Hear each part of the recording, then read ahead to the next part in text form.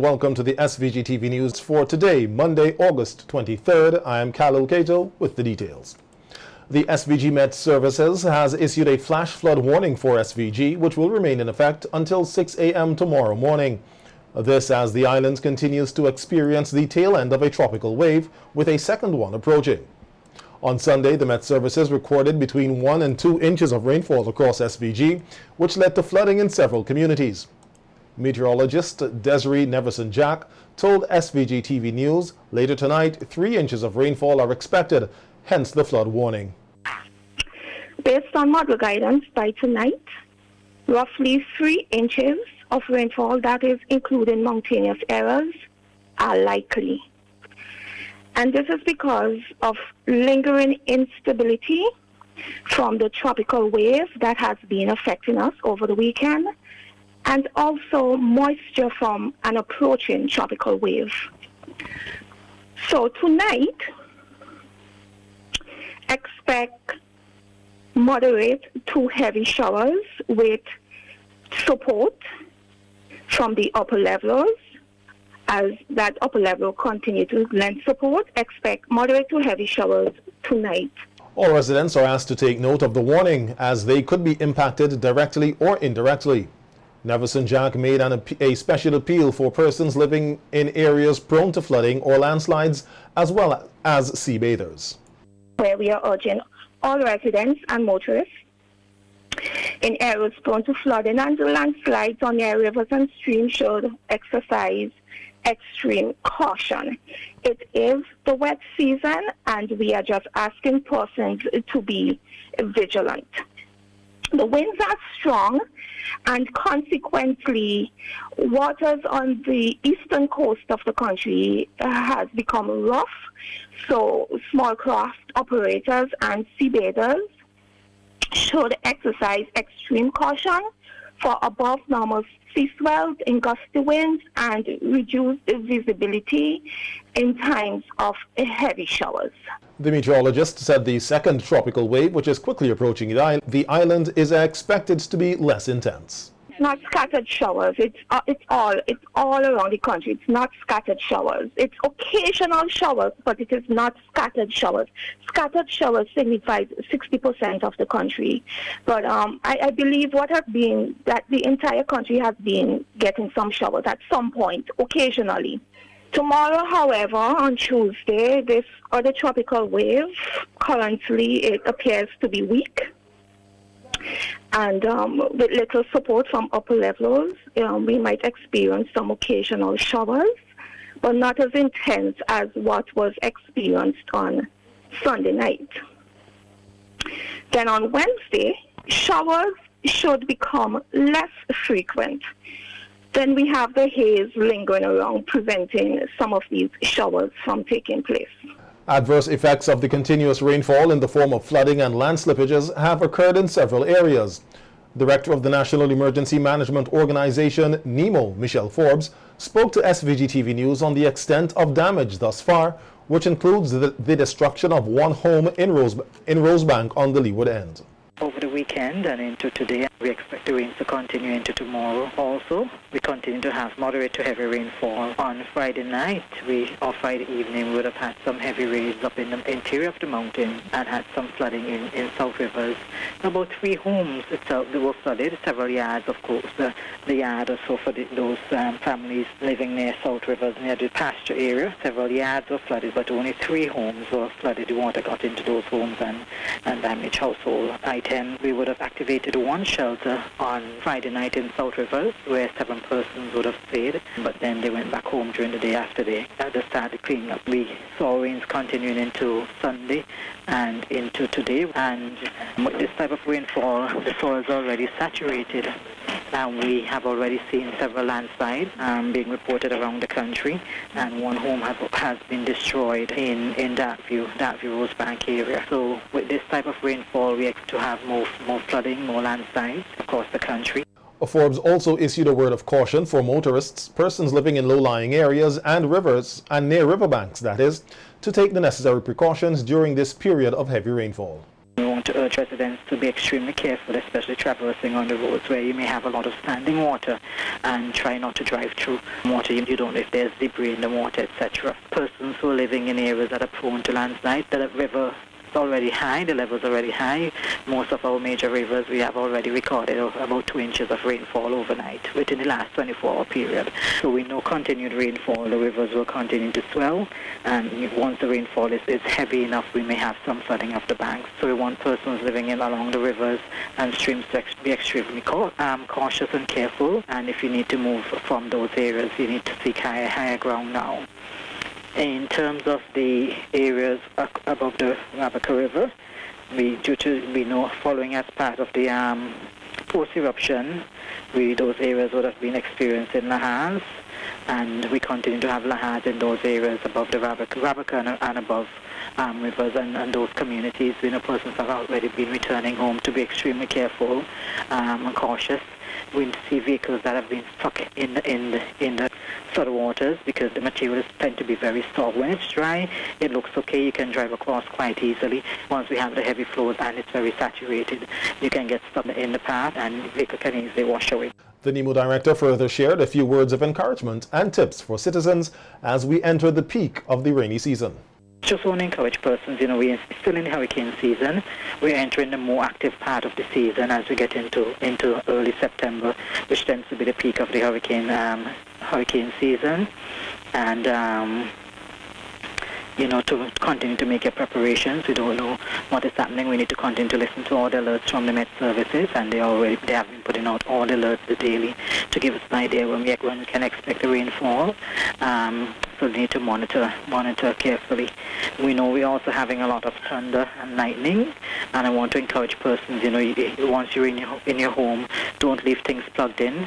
You can plug them out of the socket, even unscrew your cable wires, because they're conduits for the electricity to pass through. And it can damage your television, your modem, your computers, etc. So you can unplug those when you see we have a lot of thunder and lightning. So as we continue, we are into the rainy part of the year. We can expect flooding and landslides once we have this kind of heavy rainfall. So persons take all the necessary precautions and be ready. The lead scientist monitoring the La Soufrière volcano, Professor Richard Robertson, is encouraging persons traveling to the red zone to equip themselves for lahars or mud flows or other hazards due to the heavy rainfall which is swelling riverbanks. On radio today, Professor Robertson said he was in Owia and Point on Sunday and noted that when the roads get wet, they get slushy, causing vehicles to be stuck. Hence, he is advising motorists to take with them ropes and other necessary gear when heading into the red zone, especially during this rainy season. Things I would say also in terms of, this is just an observation, I think most people who live on the volcano in those communities know that, but if you travel in those areas, that probably is a good idea to carry some sort of rope or something like that in your vehicle, because I saw that helping out quite a few people, having to be pulled out for a place where they're stuck on the river. You need something to pull you out, and a four-wheel drive vehicle comes along, it could pull you out. But if you need a rope to pull you out with, and that's probably something you have to care about now when you're in those areas, because of the chances of being stuck. Even with if your four-wheel is not that good, you might still get stuck. And even a jumper cable might be useful as well. Yes, that too. Yes. All right. The scientist also reminded residents in the red zone that lahars or mud flows will continue to be experienced for quite some time, and now that persons have begun to return to their homes, keeping safe is key, as they will have to learn to live with these mud flows. Meanwhile, the lead monitoring scientist said that while works continue to be carried out by the Buildings, Roads and General Services Authority, BRAGZA, in the red zone, from his observation, much work still has to be done. Clean up all weekend, I saw Vinlek there, I saw Water Authority there. There's a lot of work going on. I think there's a lot of work that still needs to be done. And I wouldn't suggest that, people who don't have a good four-wheel drive vehicle, those are not areas that you probably want to go with a vehicle, because you could get stuck and because of the amount of material on the ground. So there's a lot of cleaning going on. I'm not sure if they would have, cleaned the places, as clean as some of the areas that I've seen people going back. But there is a lot of work to be done still. Ice being done. And then there are quite a bit of people back there already. We're both cleaning up the yards. I saw Braxa was cleaning up the roadways. But people are cleaning their yards, and of course, as you know, as they clean their yards, they're going to put back in the roadways, and then they have to re-clean. So there's a lot of activity going on. I think it might take a little while to get it to the stage where, you know, it is close to where people are accustomed in terms of the not having so much ash around. Today was the date given for all residents in shelters to leave and return to their homes, while those whose homes were destroyed will remain a bit longer. The rain today, however, might have prevented the movement of those who could return to their homes. The steaming of the La Soufrière volcano continues, with sulfur readings between 250 and 350 daily, which is in keeping with the ending of its eruptive phase. The lead monitoring scientist says the crater lake has increased, however, increased its intake of water due to the heavy rainfall, which will decrease as it steams. And anything has fundamentally changed. It's just that the pathway for the heat source, for the hot steam that's being heated because of the hot magma that's close to the surface, the pathway to the surface would vary from time to time. Yes, we'd expect, because of the rains that you have, maybe the lake is slightly bigger, but remember that there's always a balance between the lake increasing and the water in the crater and the amount of steaming that you have. So as soon as you bring water into the crater, you're going to have more steaming, so it's not going to stay there in some places for too long. We plan to go back up later on this week, so if it's a clear day, and we'll probably hopefully get a better view of how conditions are at the top.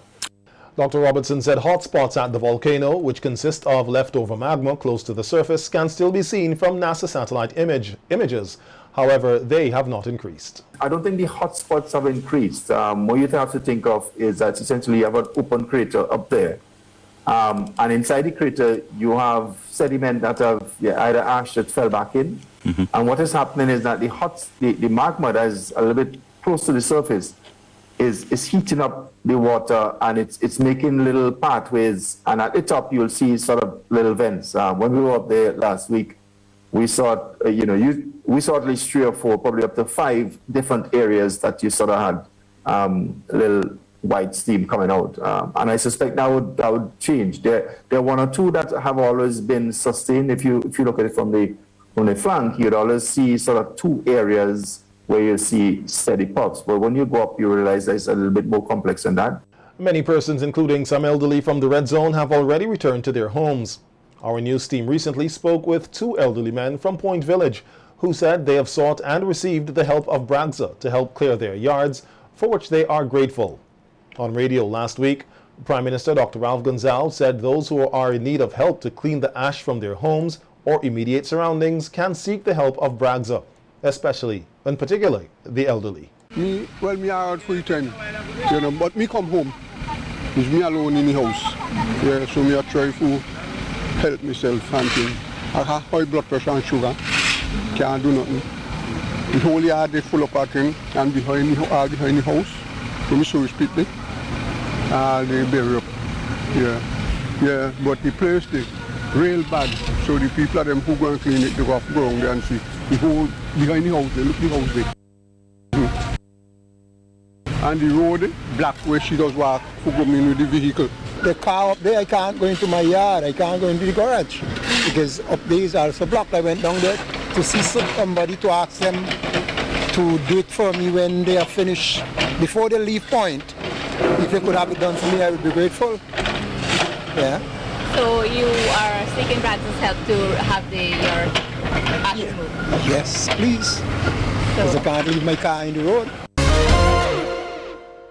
Following the now viral video of an alleged kidnapping said to be a social experiment, Commissioner of Police Colin John, speaking with SVG-TV News on the matter, said under different circumstances, the outcome could have been quite serious, and they are dealing with it as such. Resulted in persons, including the persons who are involved in the activity, being seriously injured or worse, being killed, because persons could have thought, well, it was in fact a robbery or kidnapping going on, and a police officer, group of police officers were there at the time, or even a citizen who felt that they needed to protect someone else because of being very, very serious. As it is now, it's unlikely that they will be charged, but we just brought them in to speak to them.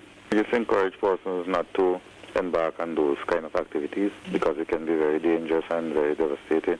The video in question has since been viewed over 6,000 times and has evoked mixed views from many Vincentians, with the majority of persons lamenting on the danger of these types of so-called social experiments. Police are investigating the circumstances surrounding the death of Sean Brown, aka Sean Paul, a 33-year-old laborer of Stubbs. The police say preliminary investigations revealed that sometime after 5 p.m. yesterday in Diamond, the deceased and the accused man allegedly got into an altercation which resulted in the accused receiving a chop wound to his left hand. As a result, the accused stabbed the deceased multiple times to his chest with a knife. He subsequently succumbed to his injuries and was pronounced dead at the scene by the district medical officer. A post-mortem examination is expected to be conducted on the body of the deceased to ascertain the exact cause of death. Brown's death marks the 27th homicide for the year 2021. Persons with information pertaining to this investigation are asked to contact the Assistant Commissioner in charge of crimes at 456-1339 or the officer in charge of the South Central Division at 458-4200 or the officer in charge of the Criminal Investigations Department, Major Crimes Unit at 456-1810 or any police station or police officer you are comfortable with. All information, the police say, will be treated confidentially. 2 persons are said to be in police custody, assisted with their investigations, which are ongoing. And the police have arrested and jointly charged Jefferson Shallow, an unemployed 22-year-old, McRoy Peters, an 18-year-old farmer, and Shamar Batiste, 28, all of Sandy Bay, with 2 counts of burglary and handling stolen goods. The accused men allegedly entered the dwelling house of a resident of Sandy Bay as trespassers and stole several items valued at $11,921.75 EC, the property of the Sandy Bay resident. They were further charged with handling stolen goods. The police say, according to the investigations, the accused men allegedly, knowingly or believing that the items to be stolen dishonestly received same for their own benefit at Sandy Bay between 10 a.m. on Sunday, August 15th and 6 a.m. on Monday, August 16th. In addition, they were further charged for allegedly entering the Fundamental Bible Church of Sandy Bay as trespassers and stole several items valued at $860. The property of the church, stolen between 3 p.m. on Sunday, August 15th and 7:20 p.m. on Wednesday, August 18th. The men were also charged for having in their possession a quantity of items which they knowingly or believing to be stolen goods dishonestly received same for their own benefit at Noel, Sandy Bay, between 3 p.m. on Sunday, August 15th and 7:20 p.m. on Monday, August 16th. The accused men will appear before the magistrate's court to answer to the charges. In other news, the Ministry of Education has begun the rollout of a 2-year recovery program to help students catch up with learning lost due to the COVID-19 pandemic and the volcanic eruption. Having pinpointed some areas in which students need support, the ministry is partnering with a number of agencies to put suitable measures in place. One such strategy, it said, is the ROLES initiative funded by UNICEF. ROLES is an acronym for Recovery of Learning and Emotional and Psychological Support. The ministry says, as the name suggests, the initiative is not only designed to help with the knowledge and skills that students have missed, but it also takes into consideration the social, emotional, and mental well-being of the students. Educators, families, and school communities are also recognized as critical players on the road to education recovery. The ROLES program begins in earnest today with a 3-week vacation session, particularly for students in need of remedial work and those entering the exit levels in the new school year. The students are being engaged from Monday to Friday, 9 a.m. to 1:30 p.m. daily. They are expected to benefit from a range of academic and non-academic activities, as well as traditional and modern learning strategies. The program, which is projected to extend into the academic year, will focus on building core skills through literacy and numeracy, enhancing science, psychosocial and life skills, understanding special education and disabilities, improving self-awareness and personal development through music education. The Ministry of Education's recovery efforts will be officially launched on Tuesday, August 31st. No new positive COVID-19 cases were reported from 271 samples processed on Friday, August 20th. No new positive cases were also reported. No new positive cases were reported from 250 samples processed on Saturday, August 21st. No new recoveries were noted over the reporting period. 36 cases are currently active and 12 persons with COVID-19 have died. 2,320 cases of COVID-19 and 2,272 recoveries have been recorded in St. Vincent and the Grenadines since March 2020. Health authorities say in view of the increased risk of infection with and subsequent transmission of COVID-19 posed by the growing incidence of variants of concern in persons entering St. Vincent and the Grenadines, strict compliance with all protocols and recommendations, including the effective use of masks, physical distancing, hand sanitizing, and immunization with available vaccines, are strongly recommended.